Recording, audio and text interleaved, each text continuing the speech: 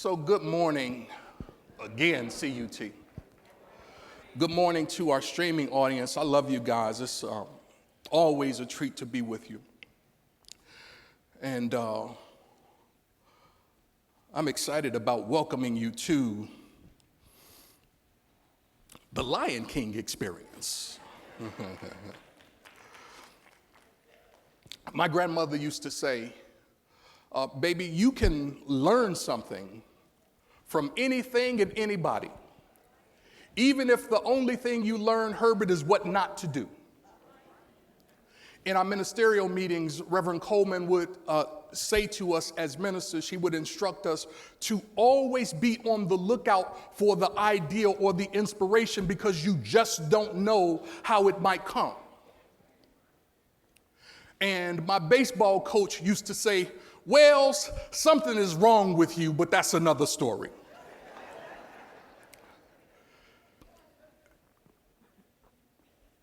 When you understand art, we see that art often imitates life. And oftentimes there are themes and stories and parables that are weaved into our entertainment. And if we are not, and I'm really aware of who you are as an audience. And so as metaphysical thinkers, we are often looking at the things that we are encountering through metaphysical lenses. And so it's not uncommon for us to look at something that's presented as entertainment to order to mine out the lessons and the blessings. So I already know who you are. So just, I want to add that caveat. But there are some principles that are weaved into this Lion King story that I just want to remind you of. Because somewhere I believe it said that the primary cause of suffering, and many of you say that like you've forgotten that already. The primary cause of suffering is forgetfulness. And so sometimes the very thing that is keeping us from experiencing the good and the joy and the peace and the increase is that we've simply forgotten what we have been taught. And so I just want for the next 4 weeks or 3 weeks for us to have an opportunity to be reminded as we explore these lessons from the Lion King. Because there are some themes and some motifs that continue to play themselves out over and over and over again in our life, world, and affairs. And so the first thing that I want to remind you of, as our title suggests, is that God lives in you. Not off out somewhere, not in the great by and by, but the presence of the living God, the life-giving one, is right now active in, through, and as each and every one of us. As a matter of fact, Scripture says it this way: in him we live, move, and have. So there is no living outside of the one life. There is no movement outside of the one activity, and there is no being outside of the ground of being. And so when we are reminded of what we already know, we begin to remember that God lives in me. Now, from a very practical standpoint, that also suggests is that when I've got an issue going on, the answer is not outside of me. When I need to be clear in my mind, I don't have to call someone else to help me get the solution. I can touch the presence and tune in to the word, and I can hear what thus saith the Lord. But we sometimes forget. And so like Simba, the lion cub, it helps to be reminded that the divine is within us. H. Emily Cady wrote that each of us must sooner or later learn to stand alone with God. I'm going to say that again.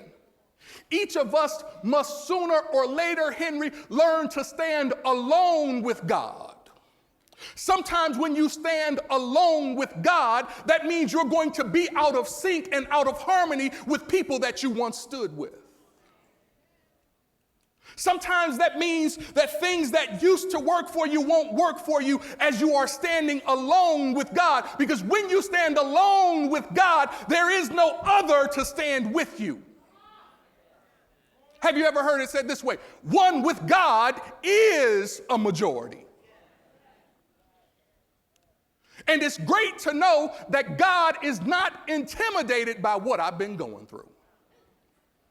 Do you know what it means to stand alone with God? She said that nothing else will avail. She said nothing else will make you the master of your own destiny other than learning how to stand alone with God. And so when I hear us singing, as we just sang, I wonder what kind of experiences come to help us learn how to stand alone with God. Put another way, what could I avoid if I wouldn't wait to just stand alone with God? Because somewhere along the journey of our evolution and consciousness, we have to come to the place where it is the spiritual self that is guiding and directing us. And so then the ultimate aim for each and every one of us is to remember that the divine is within us. I like the way the writer in Proverbs put it. He said, we have to learn to trust the Lord with all of our heart and lean out on our own understanding, to acknowledge him in all of our ways, knowing that when we do so, he will direct our path. I can locate myself if I will just learn how to trust God. But trust is not always easy, Philip. Sometimes trust is complicated. Sometimes trusting God is difficult. Sometimes getting to the place where we can trust that God is mighty in the midst of it can be challenging when what we see is inconsistent with what we know. Anybody know what I'm talking about? So we have to learn how to trust God consistently with all of our heart. Yeah. See, I don't know about you, but there are these things wherein some of it we can trust God with and some of it we can't. Some of it, the bigger stuff, God can take care of. But there's some stuff that we don't necessarily need God for. But when it says trust God with all of your heart, what is that saying? That's saying learn how to feel the presence of God working in, through, and as you. I'll never forget the Good Friday morning where after the Good Friday service, Reverend Coleman brought me back to her office, and she asked me a question. And the question she asked me, well, just to give a little more context, she was thinking about bringing me on staff, hiring me. And she asked me, what do you feel? Now, that question was odd to me because I would have expected her to ask, what do you think? But she didn't ask me, what do you think? She asked me, what do you feel? See, because I imagine that she knew that my heart was a truer guide than my head. See, so when you can learn to trust God with all of your heart, what the knowledge of your heart or the knowledge of your feeling nature will give birth to what you've been praying about, regardless of what you've been thinking about. So when you can learn to trust God with all of your heart, the trust that you have in your subconscious nature will feed back into the way you think. And so you won't just be guided by what you think you see, you'll be guided by the truth of God guiding your heart. That's why it says, keep your heart pure, for out of it, guard it, becomes the issues of life. You have to guard your heart,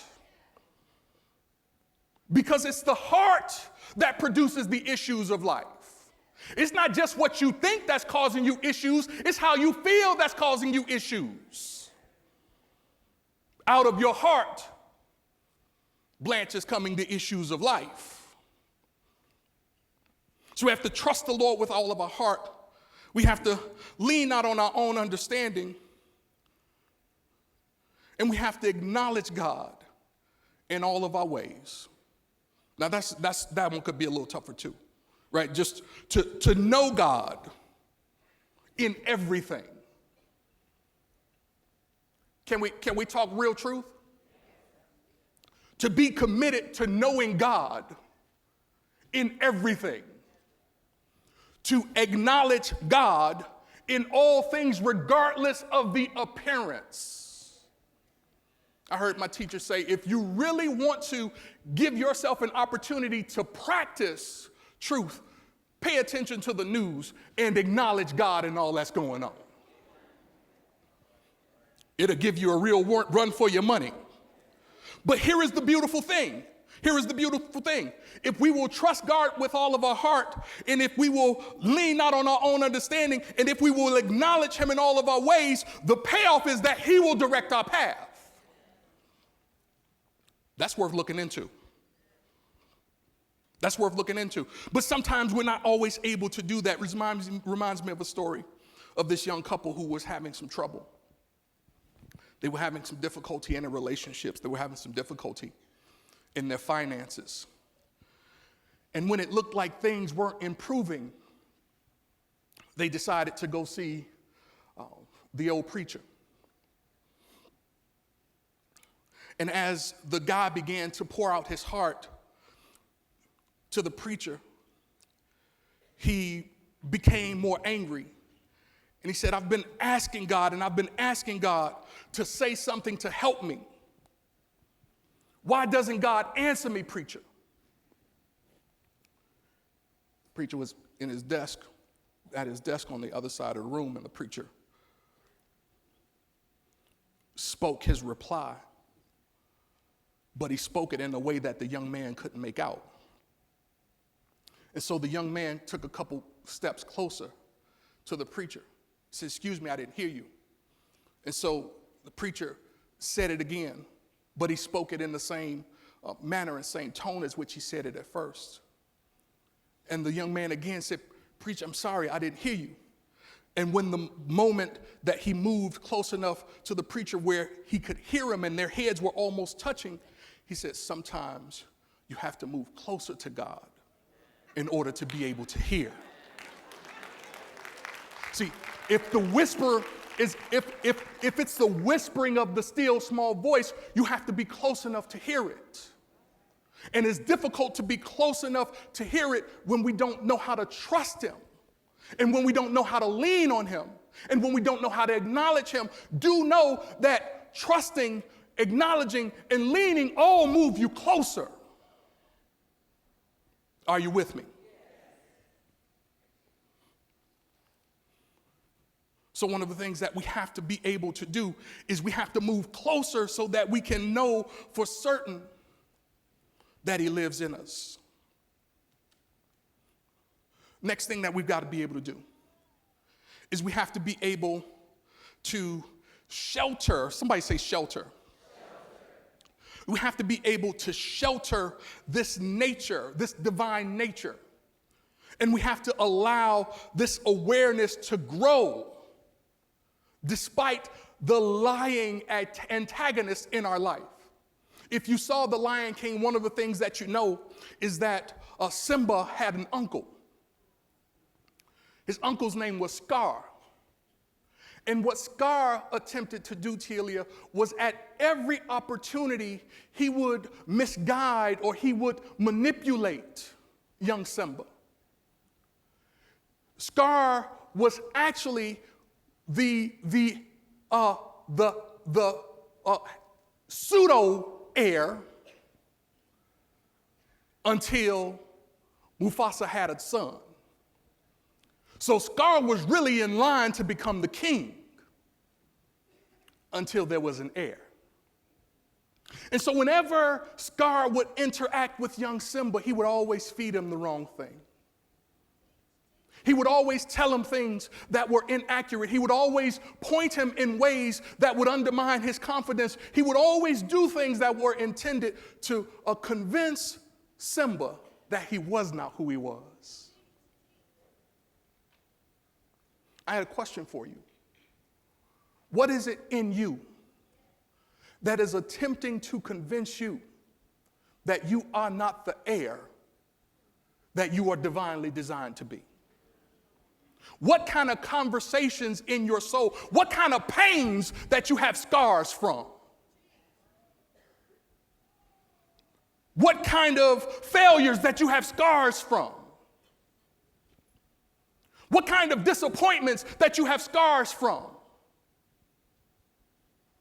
What kind of conversation in your soul is trying to convince you that you are not the heir that you are divinely designed to be? See, because here is the good news. No amount of story you tell yourself can change who you are and whose you are. If you are a king, you can lie to yourself all day, but the crown must eventually come to rest on your head. If God is health, then health must eventually come to reside in your body. If God is abundance, then abundance must eventually come to spread through your life, world, and affairs. See, what we have to do is stop paying attention to the lie. We got to stop lying to ourselves. And we got to start telling ourselves the truth. Because there is something in us that is always attempting to pull us off of our course. There is something in us that's trying to convince us that we are not what we're divinely designed to be. So what's your scar? What's the story you're telling yourself about who you are and whose you are, about what you're capable of, about what you can and can't do? You got to you got to protect and shelter your divine seed from that conversation. Because I believe there's a scar in all of us. But just like there's a scar, there's a divine heirship. Oh, that's good right there, right?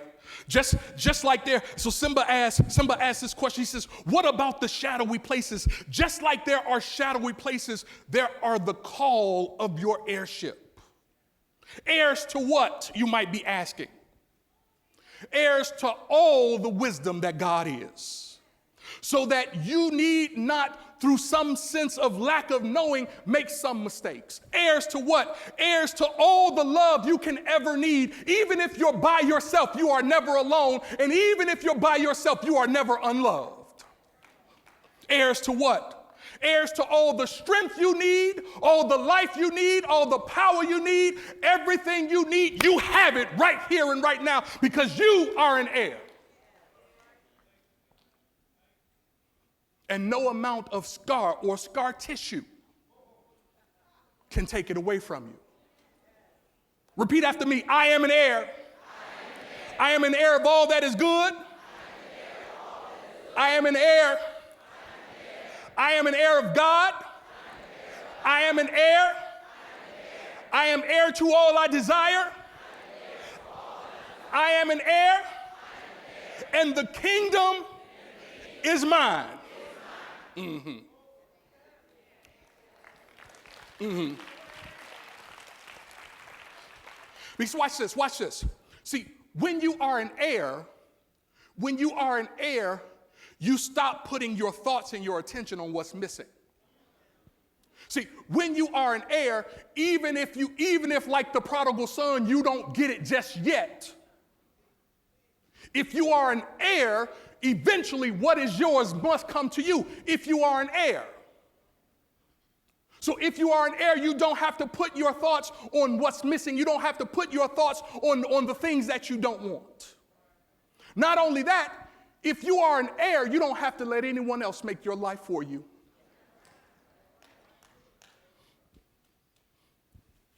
If you are an heir, you don't have to put your attention on what others want for you. If you are an heir, you put your focus, you put your thoughts, you put your sights on the things that are yours by right of divine consciousness. You are an heir. Nothing could take away Simba's heirship. He was entitled to it. When you're an heir, you don't put your attention on any thought that is out of harmony or inconsistent with what God wants for you as an heir. God's will for you is good and very good. That's a powerful revelation for an heir. See, God's will is not limited by what you're working through. What God wills for you is in your divine heirship. It's not limited by what things are happening right now. Because here is the challenge. Here is the challenge. In human consciousness, we're accustomed to the words and to the systems and to the patterns of our childhood and of our past. That's why they say behavior is consistent. So if we're not careful, even though we are in line to be the king, we can live out of the patterns and the behaviors of a consciousness that is disconnected from the sense of who we are as an heir. So we got to bring ourselves back to the truth. Because here is the truth, oh my God. Each and every one of us is an inlet and an outlet. Each and every one of us is in reality what God is.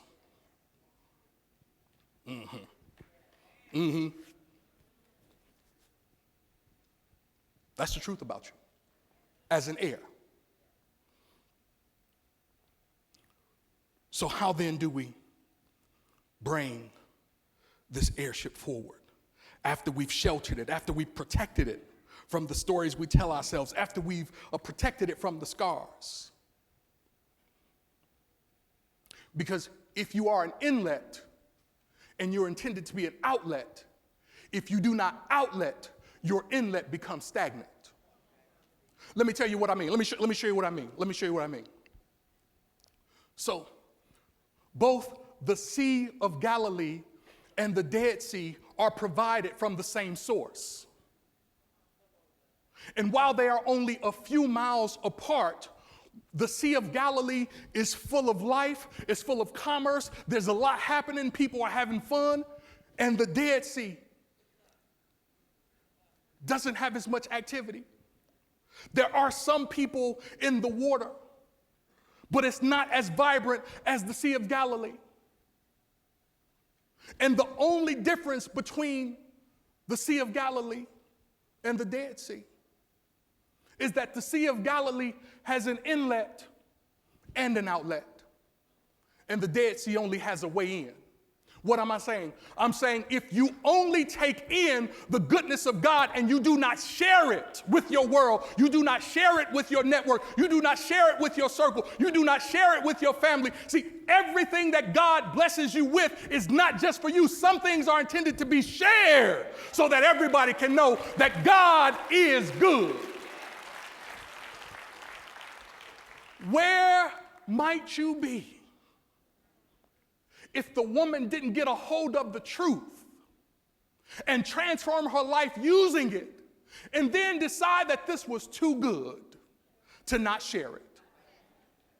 It's intended to be shared.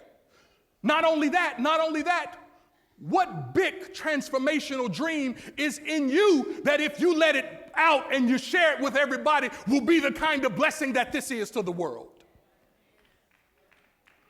Because I want to remind you that you are an heir to big things. You are an heir to big insights. You are an heir to big ideas. You're an heir to big possibility. God is not trying to do anything little through you.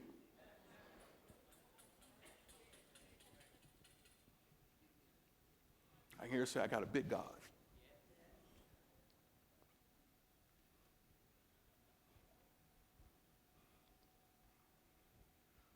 Will you be a big channel? See, a big God needs a big channel. Are you with me? Let's keep going. So then we have to shelter our divine nature so that it can grow and not be stymied by the scars. But then we have to bring this nature forth and share it with the world. Now, put this in your notes. It is through the indwelling Christ that we are to receive all that God has and is.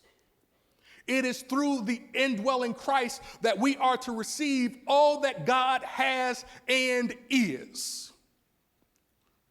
Here is the kicker. In as much or as little as we dare to claim. We are the heir, but we have to claim it. See, I am always amazed when I stand at the baggage claim area at the airport. Like, I am always encouraged by how much conviction people stand there with as they wait to claim their luggage. It's just interesting to see. They stand powerful. As a matter of fact, they'll even come butt right in front of you so that they can claim what is theirs by right.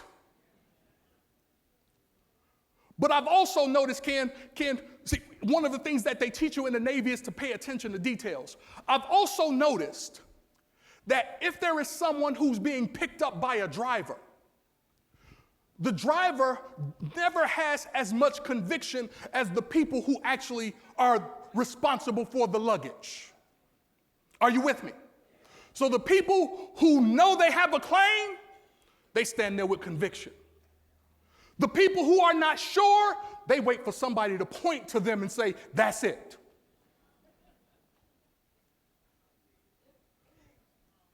You can have as far as you can see, but you have to dare to claim it by right of your divine heirship. See, if you don't claim it, you don't get it.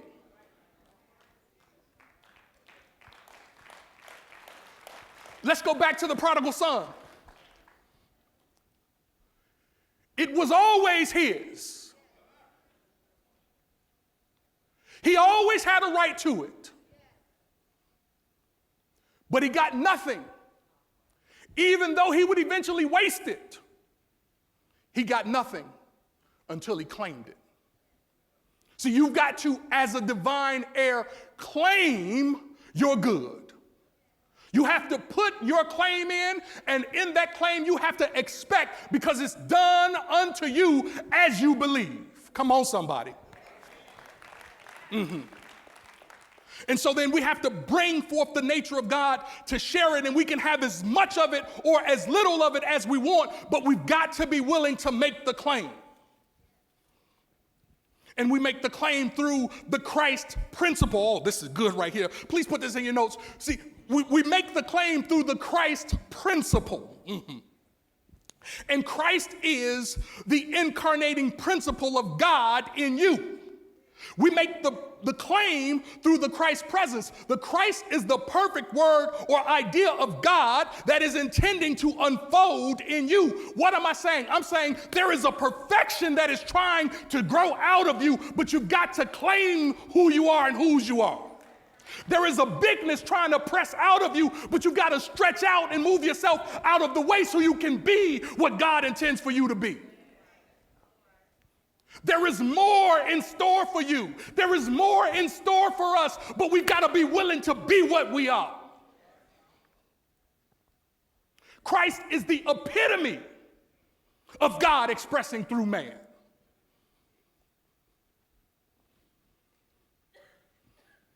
Got to step up to it. You have to stretch out to it. It doesn't just express itself. You got to work it. It works. Come on, somebody. See, it doesn't just work because you talk about it. It doesn't just work because you take classes on it. It doesn't just work because you read about it. You have to put into action the stuff that you receive. It works only if you work it.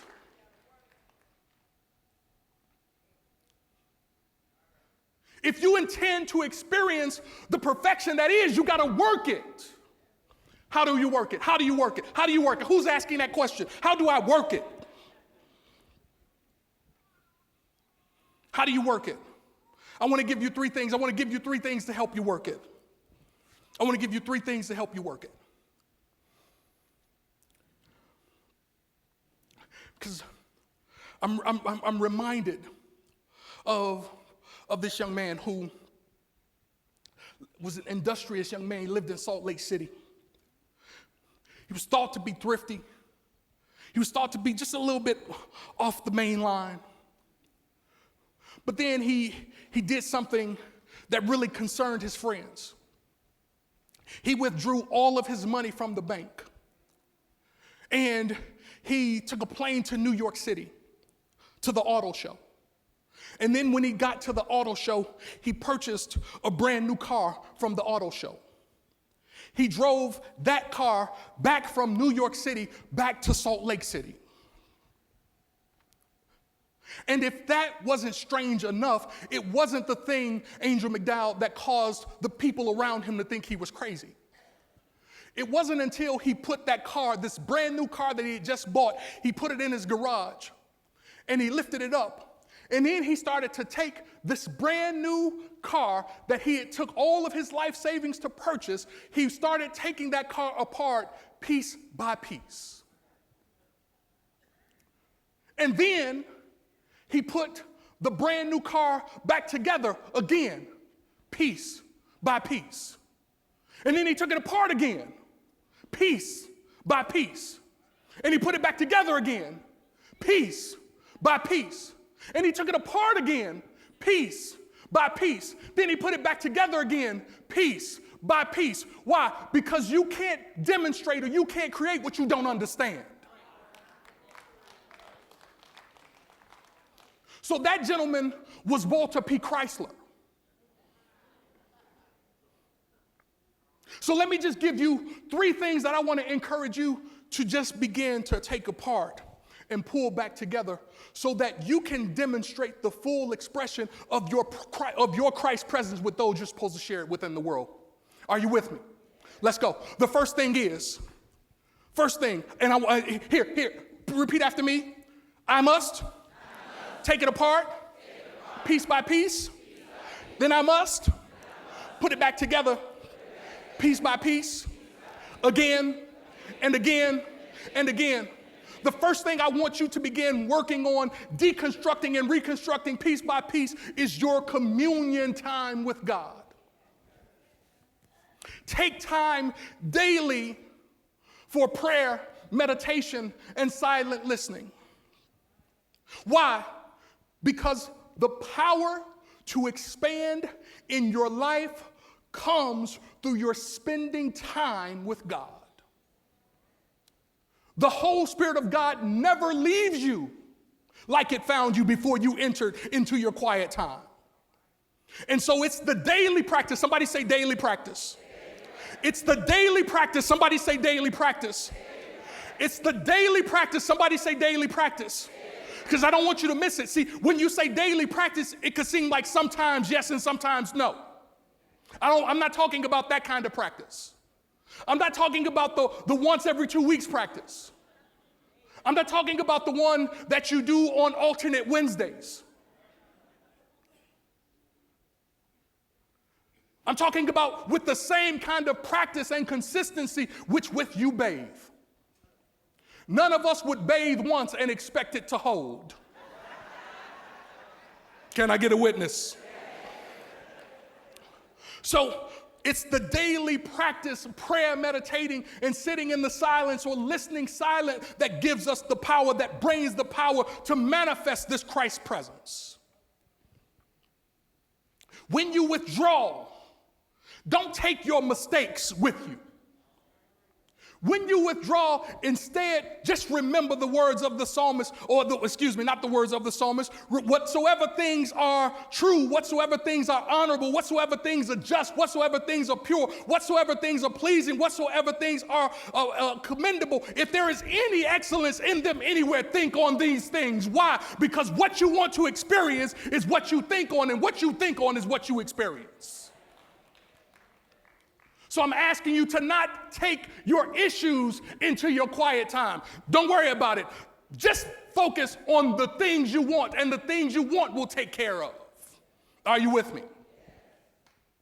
Prayer, meditation, sitting in the silence. When we do this, we give ourselves an opportunity to talk to God. And then God begins to talk to us. So when we talk to God, that is prayer. And when God talks to us, that's inspiration. What I'm suggesting to you is that each of us has an opportunity to be motivated by inspiration instead of desperation. So go apart for a time, so that the new life and the new inspiration and the new thought and the power and the new flow from the fountainhead can find its way, filling your soul up.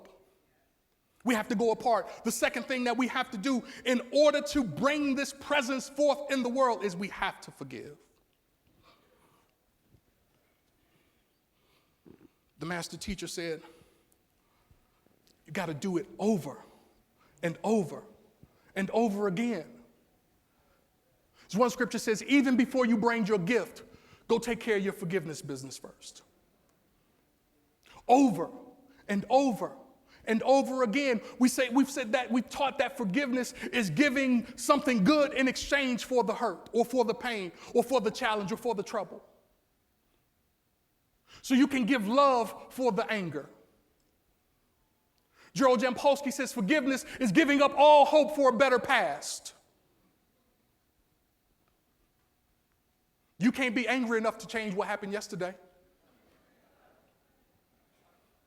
The only question is, will you give yourself the freedom to no longer be stuck emotionally to a thing that was done to you? Doesn't mean it was right. Doesn't mean you're letting the person off the hook.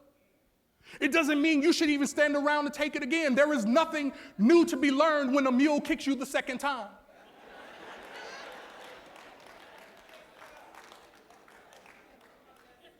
The only question is, are you willing to be free?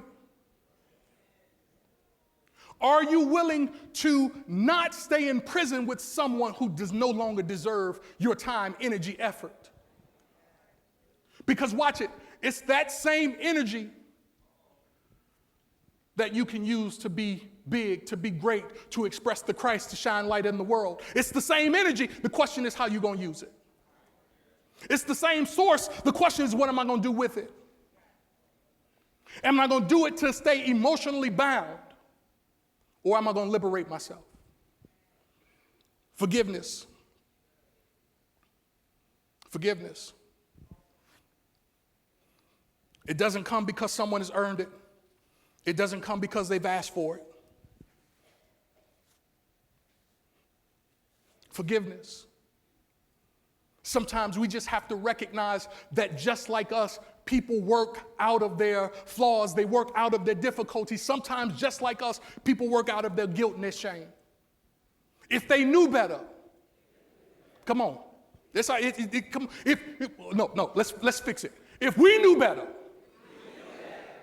we would do better. If I knew better, I would do better. So I have to forgive me as a part of my forgiveness work. We're all making the best decision we can make in the moment. So how many times do I have to forgive? I've forgiven him 7 times. I feel like I'm over it until I think about it. And then I am right back in 1983. Boy, I wish I had the words then that I got right now. Boy, I'd give it to him from the rooter to the tutor. Ooh, ooh. You ever had that? I feel like I forgave until you start thinking about that thing, and all of that flood of emotion comes right back. Can I let you in on a little secret? It didn't take. Mm-hmm. That's how you know the forgiveness work you did. It didn't take. That's how you know. That's how you know. When you have that same reaction that you had in 95, it didn't take. It didn't take. If it had have taken, then when the feeling came up, when the thought came up, here's what you might have been able to experience. You might have been able to experience a right thought. You might have been able to experience a right feeling. You might have had a right word for them. You might have had a right action for them. You might have had a right reaction to that thing that has been long gone. Are you with me? In order to bring the divine forth and share it with the world, you have to forgive. And forgiveness requires that we choose to feel better. Remember, you are always at choice. Put this in your notes. I am always at choice. So will you choose to feel better? Because he lives, the healer lives in me. I am one with it. I am one with the one. Are you with me? Last piece.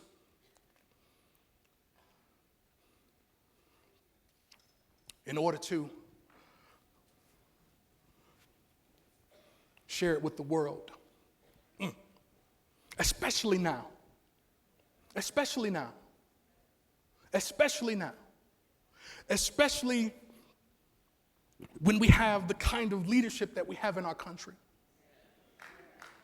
Especially now. Here, let me give you the point first. Let me give you the point first. The point is the last thing I need you to do as we commit to letting the Christ presence express through us is I want to challenge you to persist in seeing God and God alone. I want to challenge you as a Christian metaphysician. How do you see it? Because we have a president who sees it a certain way. And the way he sees it is giving license to folk who see it like he sees it. And not only that, out of that license, they're taking action. But forget them. The only thing you can control is you. So my question for you, the only question for you is, what are you persisting in seeing? How do you see it? Not only how do you see it, what actions are you taking because of the license that you've received based upon what you see? Because here is what I also know. The smallest molecule of light pressed into the darkness penetrates the darkness. The smallest light. If this room right now were completely dark and there were just one bulb on, that one bulb would erase the darkness. There would be no complete darkness, just one point of light. And so my question for us is, how are we seeing it? See, are we persisting in seeing it according to the truth? All things work together for the good of those who love the Lord and who are called according to his purpose. I intend to have it all work for my good. What about you? That's how I intend to see it. Because I'm called to be a point of light. But I'm not the only one. There is a community that is called to be a point of light.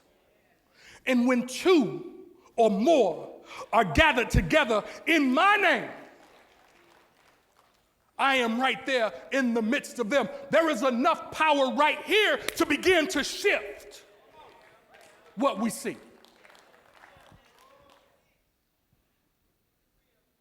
But if you focused on nonsense, if we're focused on foolishness, if we're focused on petty disagreements, if we're focused on somebody else's stuff, if we're focused on complaining, it robs us of our light.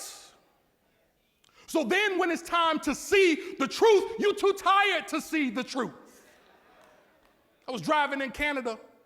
There was this beautiful piece of art on the wall. It said, inspired but too tired. I said, my God.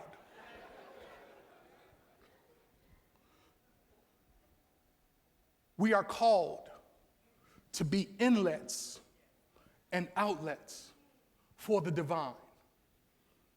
The responsibility is for those of us who know the truth. And the truth will set you free. It'll set you free from the maladies. It'll set you free from a broken heart. It'll set you free from a broken pocketbook. It'll set you free from a broken relationship. It'll set you free from a broken experience. It will set you free and set you on the path of wholeness, but you got to trust him with all your heart and lean not on your own understanding and acknowledge him in all of your ways, and he will direct your light and your life.